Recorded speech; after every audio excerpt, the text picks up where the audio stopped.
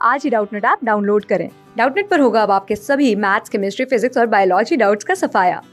बस अपने क्वेश्चन की फोटो खींचो, उसे क्रॉप करो और तुरंत वीडियो सोल्यूशन पाओ। Download now. Hello students, so let us solve the given problem. क्या दिया है?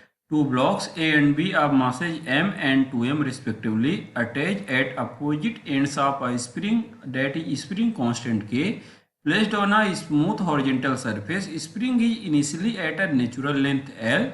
H given at a velocity that is the 2v0 and Bj given a velocity v0 as shown in figure. Then find out the maximum separation between the mass m and the centre of mass of the system will be. तो guys यहाँ पे हमसे maximum separation की value पूछी गई है। Guys जब भी ऐसी प्रॉब्लम आती है कि दो ब्लॉक मूविंग है और स्प्रिंग से अटैच है तो सबसे बेस्ट अगर हमारे पास कोई भी तरीका होता है तो सेंटर ऑफ मास पे बैठ के एनालिसिस किया जाए। तो जैसा कि हम देख पा रहे हैं कि इनिशियली हमारा सिस्टम रेस्ट में था, तो हम बोल सकते हैं कि हमारा सेंटर ऑफ मास जो होगा वो बीच में कहीं होगा और सेंटर ऑफ मास की इनिशियल वेलोसिटी क्या होगी, 0 होगी।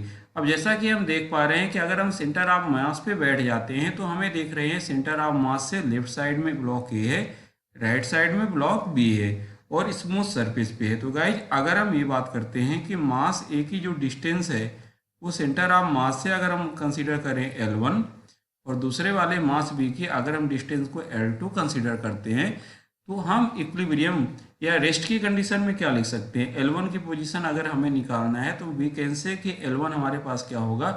तो L1 अगर हमें लिखना है तो हम लिखते हैं सेकेंड वाला मास ऑफ बी इनटू हम क्या लिखते हैं guys, that is the distance of total. तो टोटल लेंथ कितनी है, that is the L, A और बी के बीच की total length L divide over हम लिखते हैं that is the total mass, that is the 2m plus m। तो इस तरीके से L1 की वैल्यू हमारे पास आ गई 2L/3 और अगर L1 2L/3 है तो L2 ओबियस सी बात है L-12/3 हो जाएगा और L-12/3 करने से आ चुका है L/3। अब गाइज हम बात करते हैं कि जब भी हम स्प्रिंग फोर्स की बात करते हैं तो हम क्या लिख सकें, K×X। तो अगर हम इस पोर्शन को L1 मान रहे हैं तो अगर इस पोर्शन पे अगर हम स्प्रिंग फोर्स लिखेंगे तो क्या लिखेंगे, स्प्रिंग फोर्स की वैल्यू हो जाएगी डेट इज द, हम इतने पोर्शन को कट पोर्शन मान लेते हैं और यहाँ का स्प्रिंग कांस्टेंट K1 मान लेते हैं और राइट साइड का स्प्रिंग कांस्टेंट क्या मान लेते हैं, सेंटर ऑफ मास के राइट साइड का K2। वी कैन से कि K1 इंटू जो हमारा L1 होगा that will equal to total initial condition में कितना था, स्प्रिंग कांस्टेंट ओरिजिनल के था और लेंथ कितनी थी, डेट इज द L थी। तो यहाँ से हम L1 की वैल्यू को निकाल सकते हैं। L1 की वैल्यू तो हम निकाल चुके हैं, तो K1 की वैल्यू हमारे पास कितनी आने वाली है, डेट KL/L1, राइट। अब यहाँ पे हम L1 की वैल्यू को पुट करते हैं। L1 की वैल्यू हमारे पास है 2L/3, 3 ऊपर चला गया, date is equal to 3K/2। ये हमारे पास गाइज कैसा एक्सप्रेशन आ रहा है कि L1 पोर्शन का स्प्रिंग कांस्टेंट क्या होने वाला है। अगर हम सेंटर ऑफ मास पे बैठ के एनालिसिस कर रहे हैं तो जो लेफ्ट पोर्शन होगा सेंटर ऑफ मास से उस पोर्शन का स्प्रिंग कांस्टेंट हो गया। ओके, अब गाइज अगर हम इतने पोर्शन की स्टडी कर रहे हैं तो इसको हम अलग से अगर इस डायग्राम को दिखाएं तो ये डायग्राम कुछ ऐसे होने वाला है कि सपोज ये हमारे पास मास m है जिसकी स्पीड है 2v0 और इसको हमने स्प्रिंग से अटैच किया है और ये हमारा यहाँ पे सेंटर ऑफ मास है।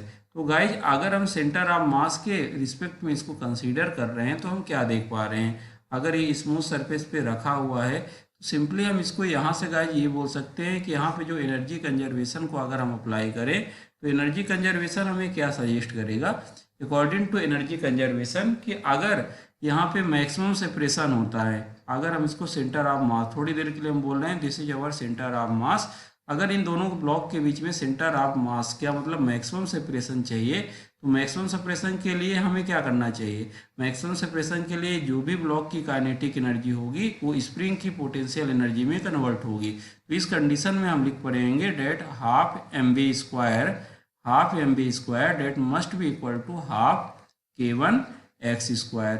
ओके गाइज, तो अगर हम इस एक्सप्रेशन को यहाँ पे पुट करते हैं तो हमारे पास यहाँ पे x क्या होगा, that is the maximum separation. तो इस तरीके से हाफ से हाफ तो कैंसिल आउट हो गया, तो हमने हाफ से हाफ को क्या कर दिया, कैंसिल आउट कर दिया। तो हमारे पास x मैक्सिमम की वैल्यू क्या बचने वाली है, डेट वी कैन से कि x maximum square this can be written as mb² K1 और गाइज अगर हम यहाँ पे k1 की वैल्यू को पुट करें तो ये वैल्यू है 3k/2, तो ये 2 ऊपर चला गया, date is the 2mv²/k।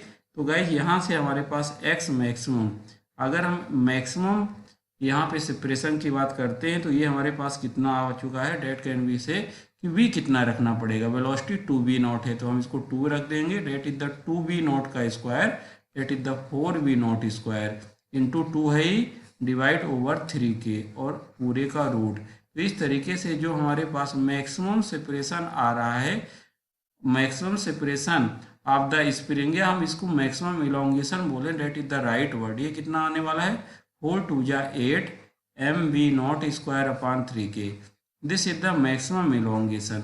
Okay, हमें बताना है मैक्सिमम सेपरेशन, तो ये तो हमारे पास मैक्सिमम इलोंगेशन हो गया, मतलब सेंटर ऑफ मास हमारा कहीं यहाँ पे पहुँच चुका होगा, ऐसा हम कंसीडर कर सकते हैं।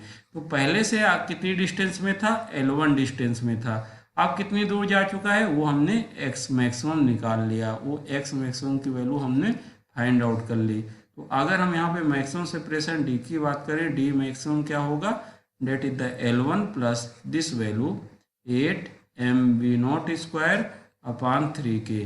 तो गाइज यहाँ पे हमारे पास आ चुका है, that is the maximum separation from the block A of centre of mass. तो दोनों के बीच का मैक्सिमम सेपरेशन क्या होगा। अब हम बात करते हैं कि हमारा करेक्ट आंसर क्या होने वाला है। L1 की वैल्यू हमने क्या निकाली है, डेट इज द 2l/3। तो अगर हम L1 की वैल्यू को लिख दें 2l/3 प्लस 8 mv0²/3k, तो हमारे पास करेक्ट आंसर हमें ऑप्शन में दिख जाएगा। तो लेट अस सी कौन सा ऑप्शन सही होने वाला है, डेट 2l/3 8 mv0²/3k का root option D is the right one. Class 6 से 12 से लेके नीट, IIT, JEE मेंस और एडवांस के लेवल तक 10 मिलियन से ज़्यादा स्टूडेंट्स का भरोसा।